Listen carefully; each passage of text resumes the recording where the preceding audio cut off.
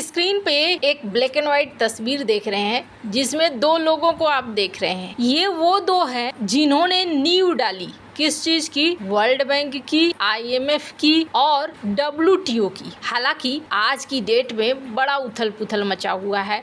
WTO को लेकर घमासान चल रहा है और कमाल की बात यह है कि एक तरफ ऐसा लगता है जैसे अमेरिका खड़ा है और दूसरी तरफ पूरी दुनिया खड़ी है। क्या WTO समाप्त हो जाएगा और WTO की जगह पे कौन आएगा? जानेंगे जियोपॉलिटिक्स में क्या कुछ चल रहा है।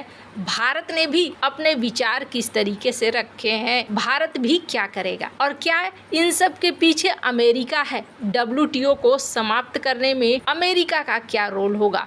जियोपॉलिटिक्स में बहुत कुछ चल रहा है। हमेशा की तरह वर्ल्ड मिरर के इस एपिसोड में जानने को मिलेगा बहुत कुछ, इसलिए वीडियो को अंत तक जरूर देखें। तो जैसा कि मैंने कहा, ये दोनों कौन थे? ये अर्थशास्त्री थे, हैरी वाइट और जॉन मैनार्ड। इन दोनों को जब ब्रेटन वुड कॉन्फ्रेंस हो रहा था तब थोड़ी खुजली मची 1947 में, और इन्होंने तय किया कि ऐसे संगठन होने चाहिए जो दुनिया के विवादों का निपटारा करे। सोच तो अच्छी थी और ऐसा होना भी जरूरी था। बिना किसी संस्था के इतनी बड़ी दुनिया कैसे चलेगी? 1947 में द्वितीय विश्व युद्ध के बाद फिर से इकोनॉमी को और दुनिया को सबको स्थिर करना था, तो एक स्थापना हुई गट की। WTO का जो पहला चरण था वो था गट, और गट की स्थापना होने के बाद कहा गया कि चलो यहीं पर सारे विवाद निपटेंगे। लेकिन धीरे धीरे समय जब बीतता चला गया तो यहाँ विवाद नहीं हल होने लगे, क्योंकि यहाँ कोई परमानेंट बॉडी था ही नहीं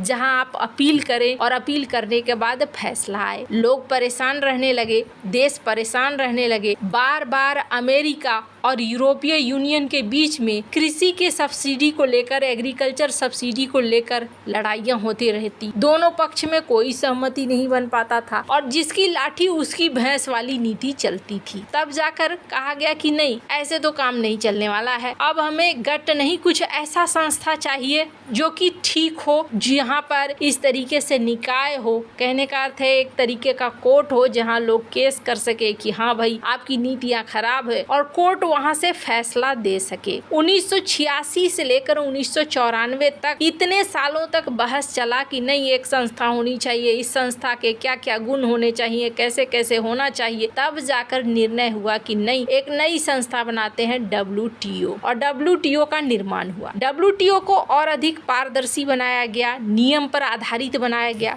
1995 से लेकर 2019 तक WTO ने 621 विवादों को संभाला, 350 से अधिक निर्णय दिए। विकासशील जो देश थे उनको भी अब एक मंच मिलने लगा। पहले तो ये था कि जिसकी लाठी उसकी भैंस, पर अब भारत जैसे देश भी बोलने लगे। अगर उनको भी लगता था कुछ बुरा है तो वो अपनी बात रखते थे। अब अभी क्या हो गया है, अभी ना पूरी दुनिया संकट में फंस गई है। संकट में क्यों फंस गई है? जिस तरीके से डोनाल्ड ट्रंप एक्शन ले रहे हैं, इस एक्शन के बाद ना बहुतों को समझ में नहीं आ रहा है क्या करें। जैसे ब्राजील के ऊपर कभी 50% का टैरिफ की धमकी आ गई। अब ब्राजील का कहना है कि हम कोर्ट जाएंगे। भाई कोर्ट कहाँ? WTO में हम शिकायत करेंगे। अगर भारत की बात करें तो भारत के ऊपर इस वक्त अल्मुनियम और स्टील का जो टैरिफ लगा है 25%, 3 जून 2025 को 50% तक बढ़ा दिया गया। अब भारत भी WTO के नियमों के तहत अमेरिका के प्रोडक्ट पर $3.82 बिलियन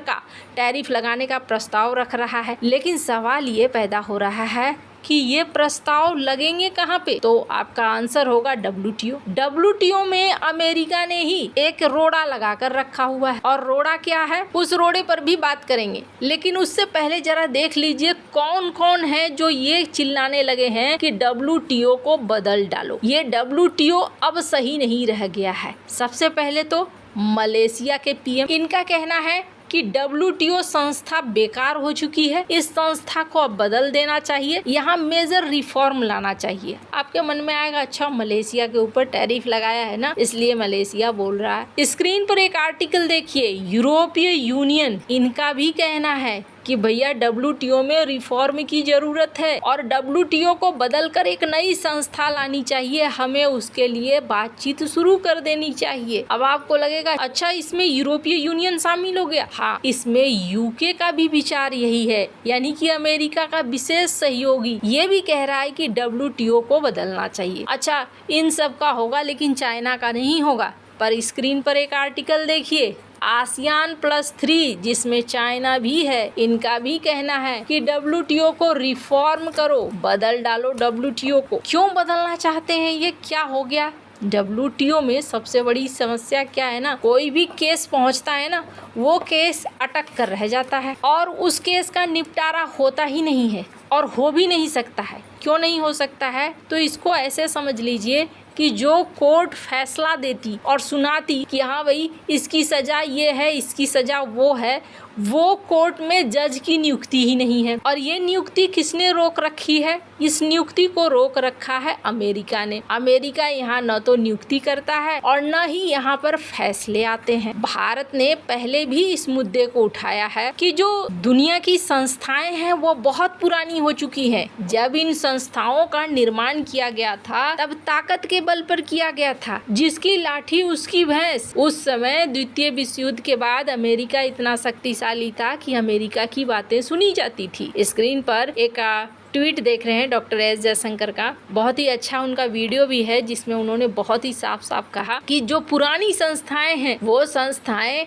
आज के हिसाब से नहीं है और उन संस्थाओं को बदलने की जरूरत है। और यही बात रूस के राष्ट्रपति भी कह चुके हैं कि अभी की जो व्यवस्था है वो व्यवस्था ठीक नहीं है। अब यूरोपीय यूनियन को किस बात का कष्ट होने लगा? तो कष्ट इसलिए हो रहा है क्योंकि डोनाल्ड ट्रंप ने यहाँ टैरिफ लगाना शुरू किया। जब खुद पर बीतने लगी तो समझ में आने लगा। अब यहाँ पर देखने को मिल रहा है कि यूरोपीय यूनियन का कहना है कि भाई अमेरिका के बहुत सारे डिजिटल प्रोडक्ट हैं जो चलते हैं, लेकिन वो बहुत सारे नियमों के अंतर्गत नहीं आते हैं। उसको कौन नियमों के अंतर्गत लाएगा? बहुत सारी चीजें जो आज के हिसाब से बदल चुकी है। डिजिटल व्यापार के लिए तो नियम कुछ खासे नहीं है, बात बिल्कुल सही है, लेकिन सारे तो यहाँ रिफॉर्म के लिए तैयार हैं। पर कौन रिफॉर्म के लिए तैयार नहीं है? क्या अमेरिका? अमेरिका को अभी कोई मतलब नहीं है। WTO है तो भी और नहीं है तो भी। अमेरिका में जिस तरीके से डोनाल्ड ट्रंप इस वक्त चल रहे हैं, उनका है मेरे साथ द्विपक्षीय वार्ता करो, नहीं करोगे तो मैं तुम्हारे ऊपर टैरिफ लगा दूंगा और ऐसी कोई संस्था नहीं है जो तुम्हें बचा ले। तो अभी ज्यादातर देश जो आप देख रहे हैं, यहाँ तक कि ब्राजील ने भी इस बात को कहा कि हमें WTO को बदलना है, WTO को रिफॉर्म करना है। अब सवाल ये पैदा होता है कि ये इतना आसान नहीं है। गट से WTO बनने में 10 साल के आसपास लग गए, तो क्या फिर नया WTO बनने में भी इतना साल लगेगा? ऐसा लगता है जैसे अमेरिका